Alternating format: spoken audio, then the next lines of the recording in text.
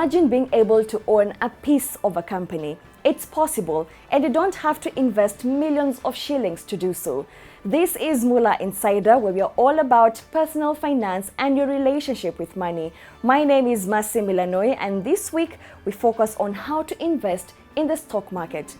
And remember to log on to our website www.moolah.co.ke to check out more stories and link with us on our social media pages. First, let's take a look at the highlights in business this week. The Energy and Petroleum Regulatory Authority, EPRA, removed subsidies of 7 shillings and 10 cents on petrol, 9 shillings and 90 cents on diesel, 11 shillings and 36 cents on kerosene that applied on the prices of fuel sold in the month to September 14th. This increased the price of petrol by 7 shillings and 58 cents a litre. That will see the product retail in Nairobi at 134 shillings and 72 cents, while diesel will jump by 7 shillings and 94 cents to 115 shillings and 6 cents a litre. The increase in prices are termed to be the highest in Kenya's history. Let's take a look at your fuel pump prices for the next 30 days.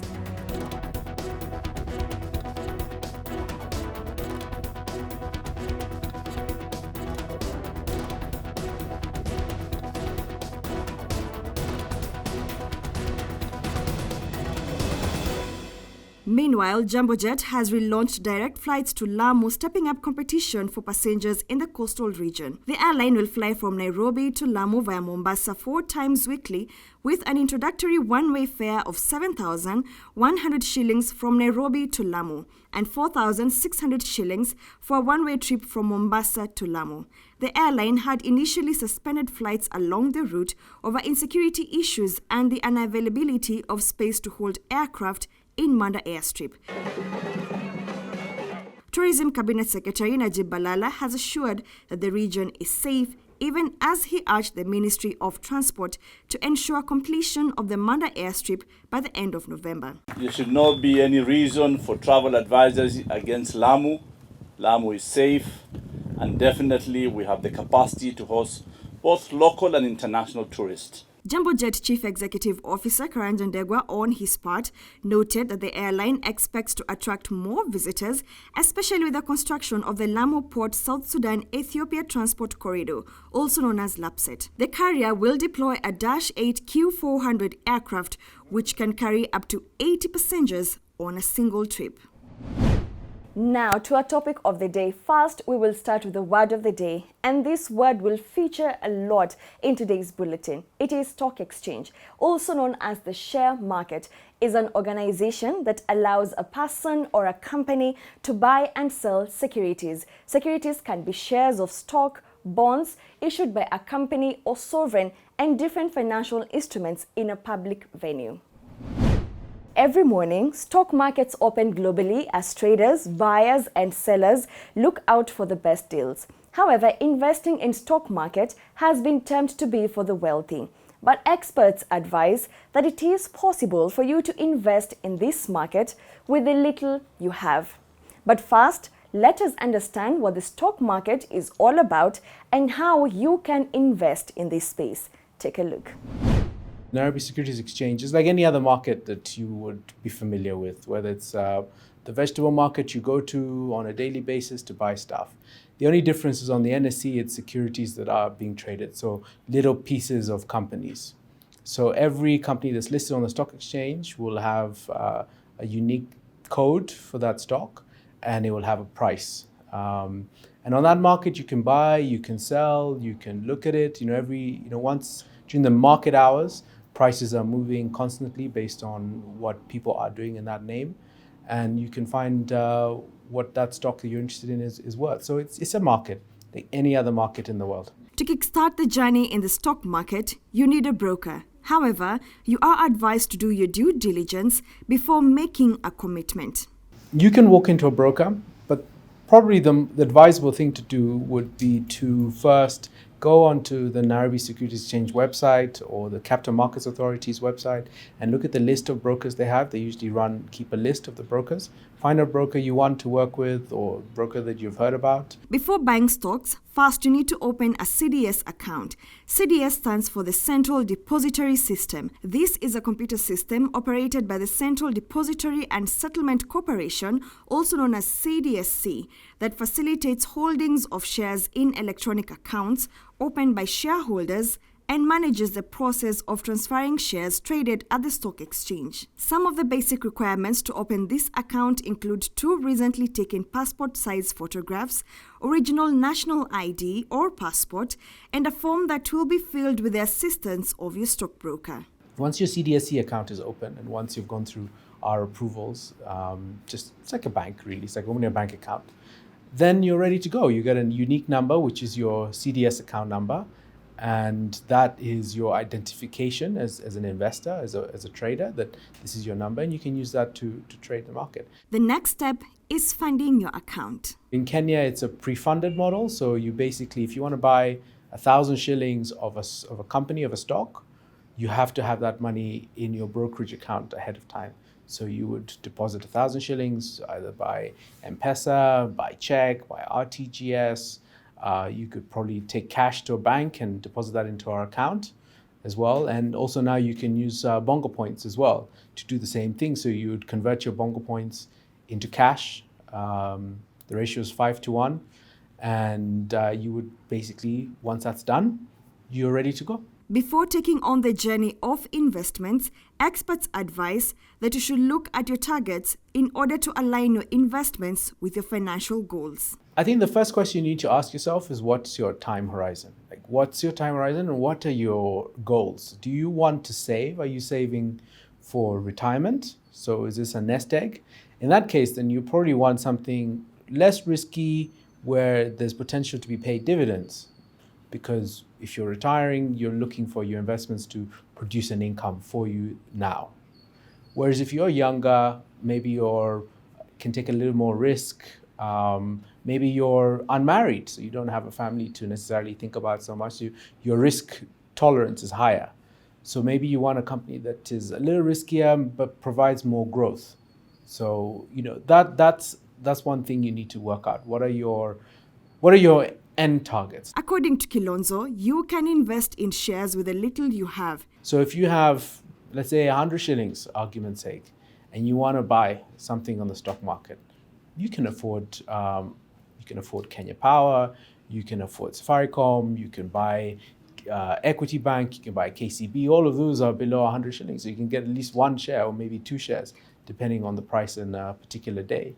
So really, it depends on the company that catches your eye and what price that stock is trading at. Apart from shares, there's more to buy in the stock market.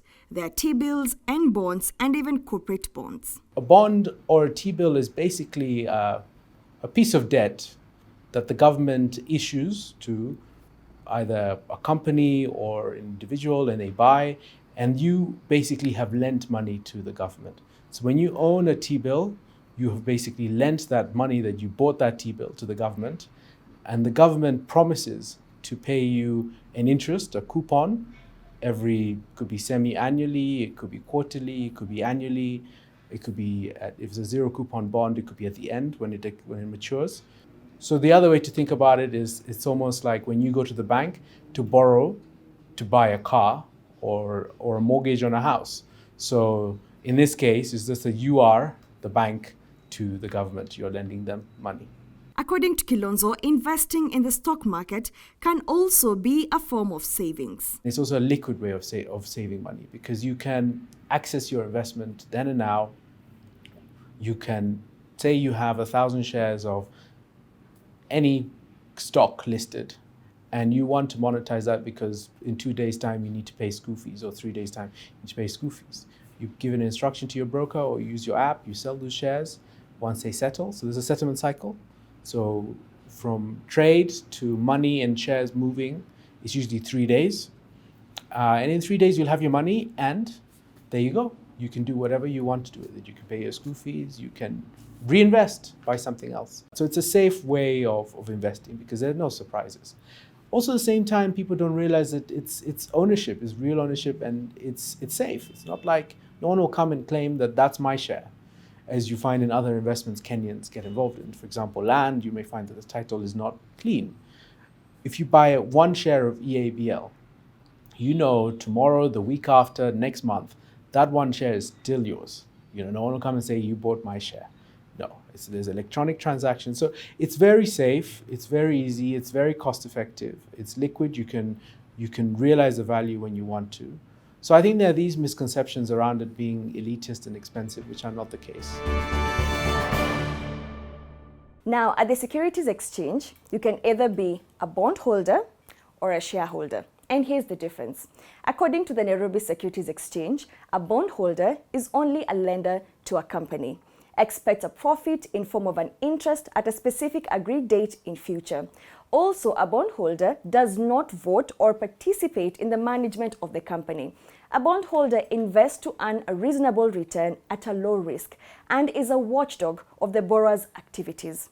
Now, on the other hand, a shareholder is a lender and an owner. A shareholder expects a profit in form of a dividend, gain in share price, bonuses, and cheaper shares, which are rights issues.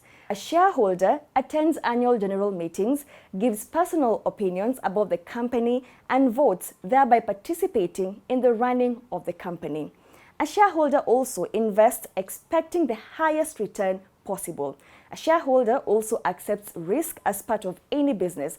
Now, a shareholder is also a watchdog of the management and company's activities and is an influencer of the company's performance. Now that we know what it takes to invest in the stock market and the difference between a shareholder and a bondholder, most of these activities happen in a stock exchange market.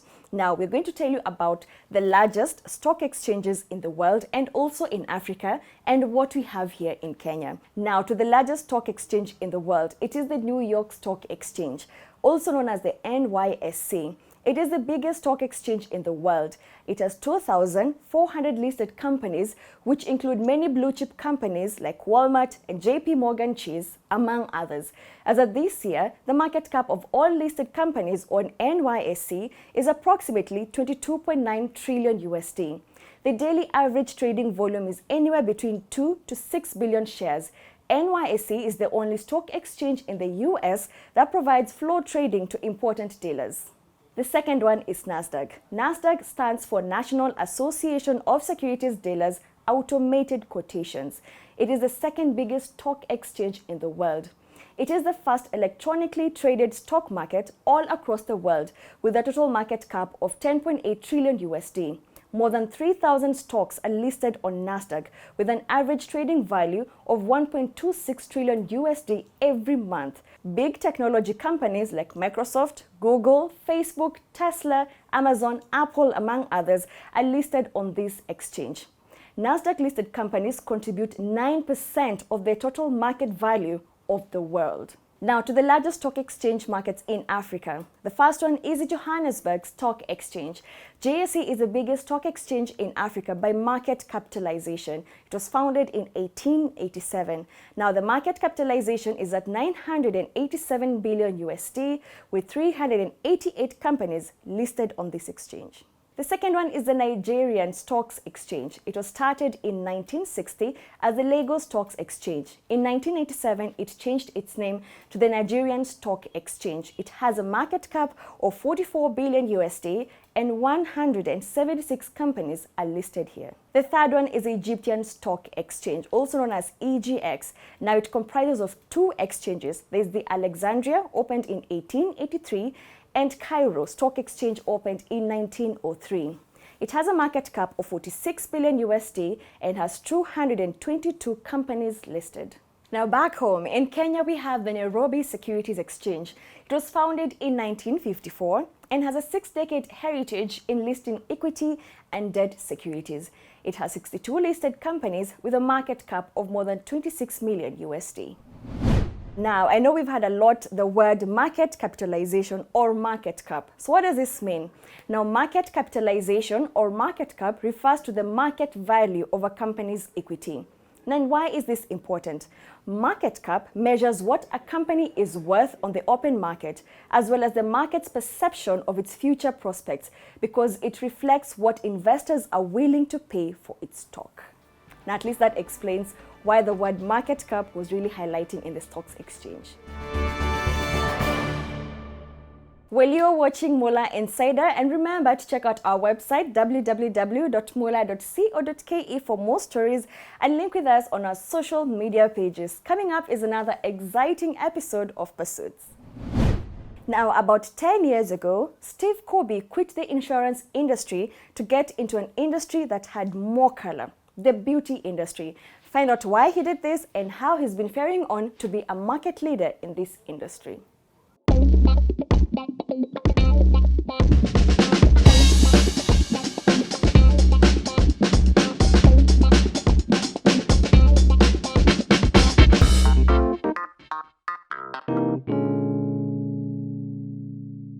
My name is Steve Kobe. I'm a makeup artist. I'm a massage therapist. I'm a dad. I'm a husband. I'm a lover of life. About 10 years ago, I went to beauty school. I didn't know anything about makeup. I actually wanted to be a hairdresser growing up because I used to do my mom's hair and all that. When I went to beauty school, I opted to take up beauty therapy as opposed to hairdressing because I felt beauty therapy had so many skills to impart.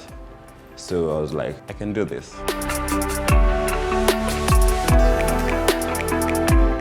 My mom was always the open-minded one because I always told her I want to be a hairdresser when I grow up, or be a chef, because I used to love sitting with her in the kitchen and helping her do stuff.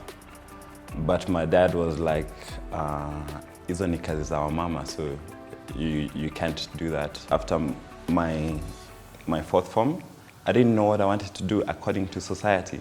It was either you become an accountant, a pilot, and I never pictured myself in an office, so I still didn't know what I wanted to do. Many years later, I went to my mom and told her that's after like a 2-year stint in the insurance industry. I just want to go to do modeling as a course. So I took up beauty therapy, and my mom was supportive all the way.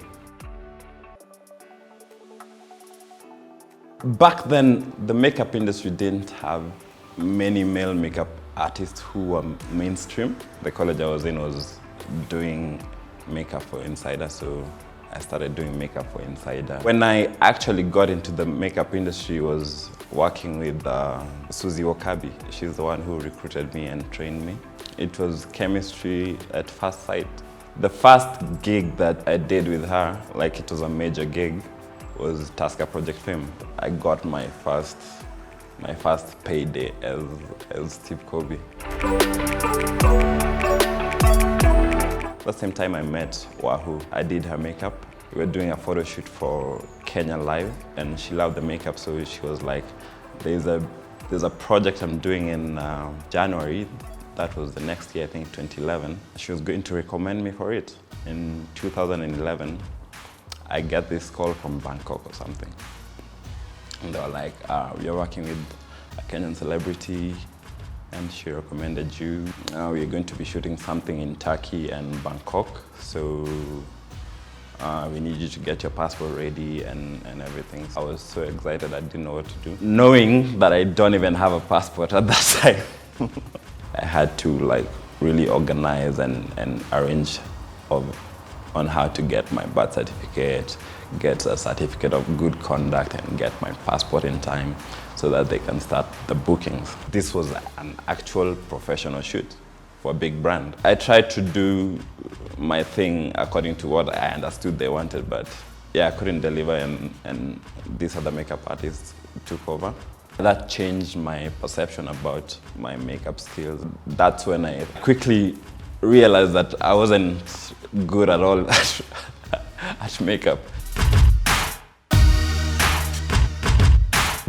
These things are not cheap. You have to invest in a good makeup kit.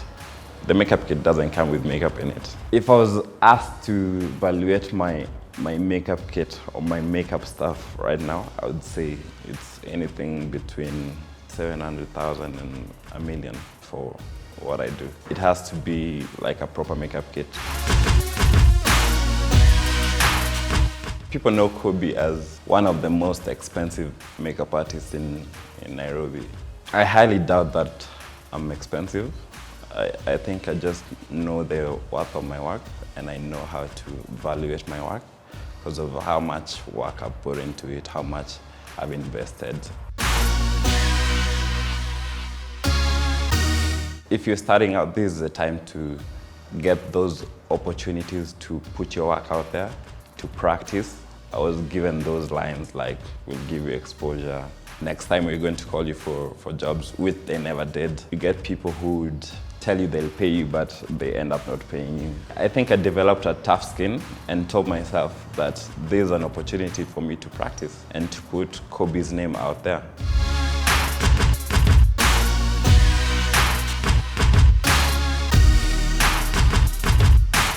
When I was in beauty school, there are so many units you're taught. Massage was also one of the units. I think I had a secret love for. I think 10 years later, I was like, maybe I could also add this into my craft. So I decided now to just diversify and see where it takes me.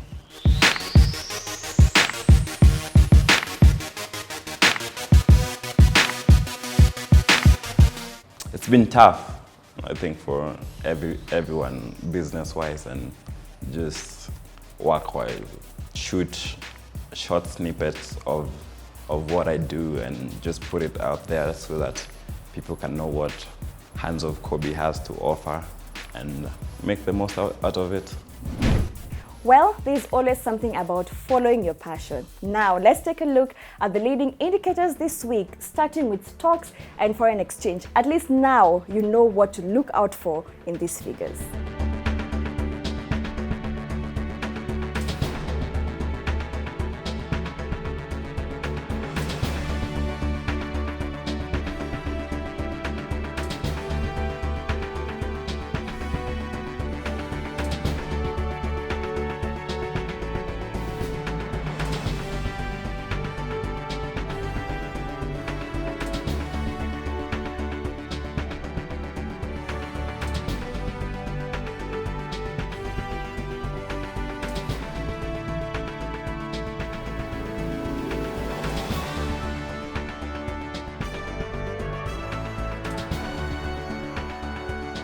Let's take a look at the best prices of basic commodities this week across selected supermarkets.